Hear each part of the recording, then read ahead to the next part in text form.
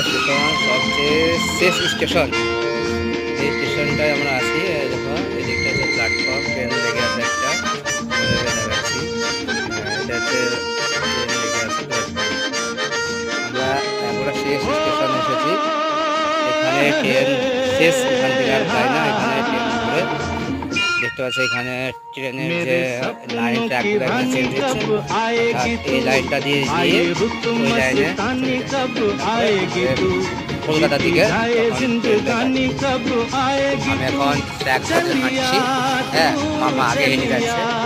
তোমাকে বললাম একটা বড় ভিডিও করে, মামা বলছে না। বন্ধুরা একটা ছোটই বললাম তোমাদের জন্য। অনেকে দেখো না, এটা আসলে লালগোলা স্টেশন। এটাই শেষ। পরে আর